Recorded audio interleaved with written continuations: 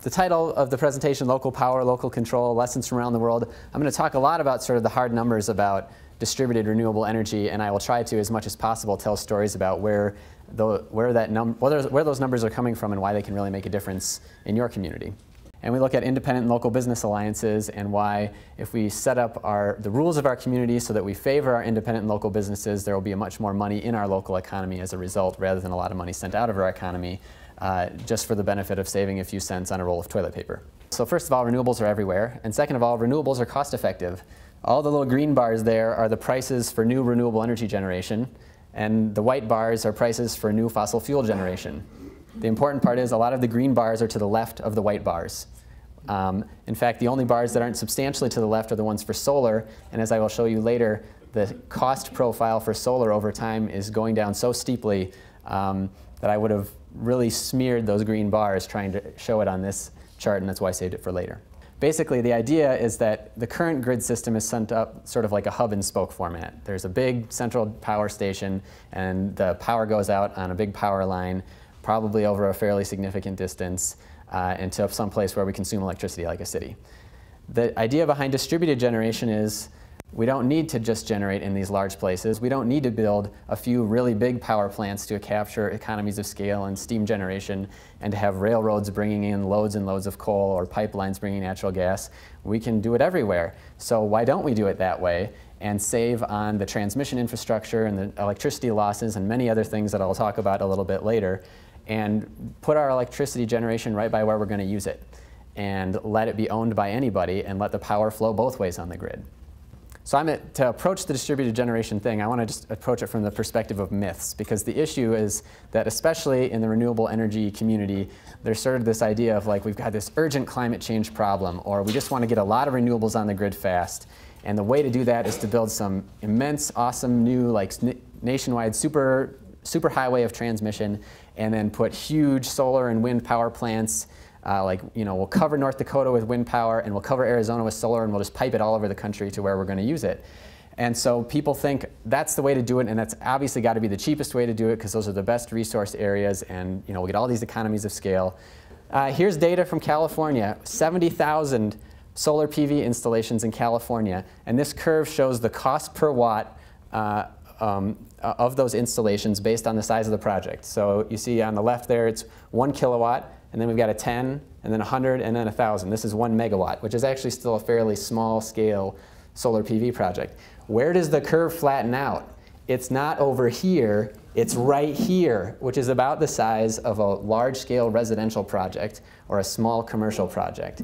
So we capture most of the economies of scale in solar PV at a very small size. There is no need to build a really huge project. So let's get to the second myth, which is that distributed generation, okay, great, you're the same cost and whatever, but you're never going to cover a bunch of rooftops fast enough to compete with building a huge project out in the desert for solar PV. Well, that's wrong too.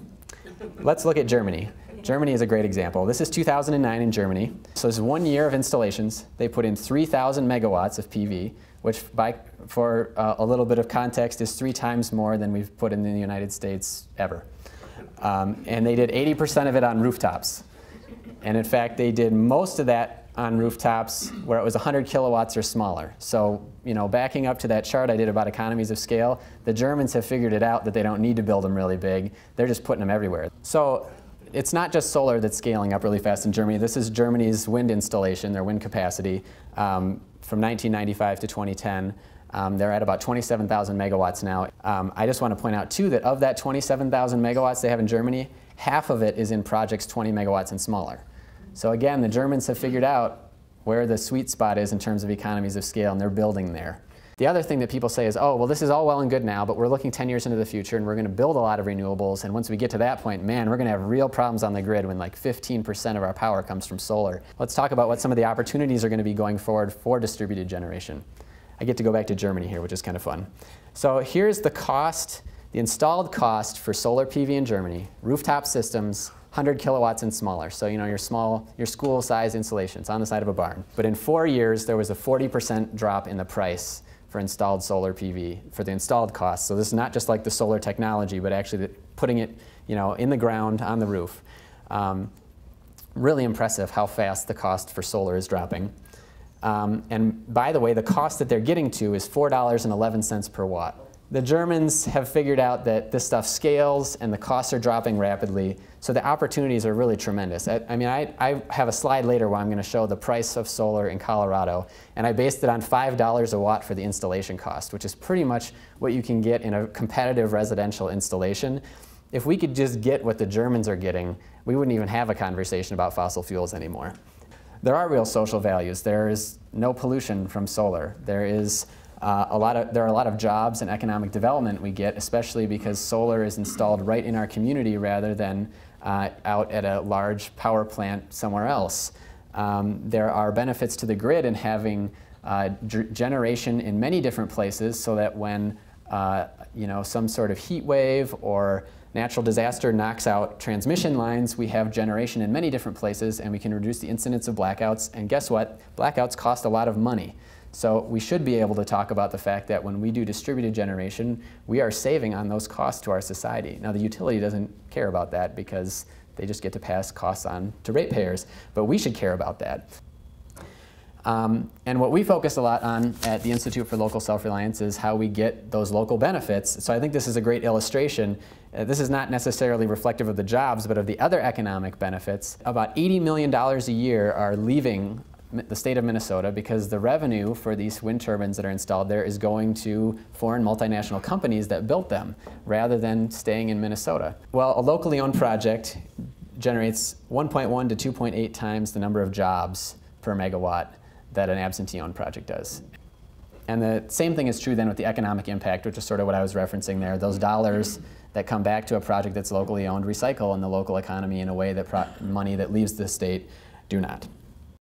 So I just tried to illustrate this with a particular policy in Colorado. I don't know if you're all familiar with the Solar Gardens policy, which requires the utilities to buy up to 6 megawatts of projects that are community-based. They're required to have 10 or more subscribers per project, so it's a great way to sort of democratize solar ownership. And if that 6 megawatts was all owned by folks outside the state of Colorado, you could expect about 45 jobs from that based on our earlier chart about the number of jobs you get per megawatt for solar. But on the other hand, if those projects are locally owned, which in fact they are likely to be, you're going to see anywhere from 50 to 126 jobs over the lifetime of those projects. So a significant increase. And the same is true with the economic impact from those projects, that just 6 megawatts are going to generate anywhere from $1 to $6 million more for the Colorado economy because they're going to be locally owned instead of absentee owned. And just again, to go back to Germany, local ownership they're doing it with distributed generation. Of the 43,000 megawatts of renewable energy that Germany has on their grid, half of it is owned by individuals or farmers. It's an incredible way that they have established their policy to allow anybody to participate. Only 13% comes from the utilities. That's partly because they basically told the utilities when they wanted to do renewable energy, you guys aren't doing anything, we're going to do it, and you're going to take it. So they were a little bolder in Germany than we have sometimes been in the United States with their utilities. But they also established a policy that was much more welcoming of local ownership than we have in the United States when we base all of our incentives on tax credits. And to have any use for tax credits, you have to pay a lot of taxes, which eliminates a lot of people. So here's an illustration. The average utility return on equity, typically guaranteed by a state public utility commission, is about 10.5%. I don't know about you guys. The last time I checked my savings account, it wasn't quite that high. Regardless of the merits of the relative merits of tax credits or any other kind of renewable energy policy, being consistent is really darn important. Germany has had since about 1999 or 2000 a very consistent policy called a feed-in tariff. It basically says if you want to generate energy from renewables, the utility will have to buy it from you, they will have to give you a 20-year contract, and they will have to pay you enough to give you a reasonable return on investment, which they target as between 6 and 8%. The idea for them was like, rather than having a bunch of people parking their money in a savings account, let's let them invest in being energy self-reliant and get a better return on investment. We'll create all these jobs and economic development. We'll get all sorts of renewable energy on the grid and all of its ancillary benefits, and we'll be able to see it take off, and it did. I think that's all I've got, but I'm happy to take your questions.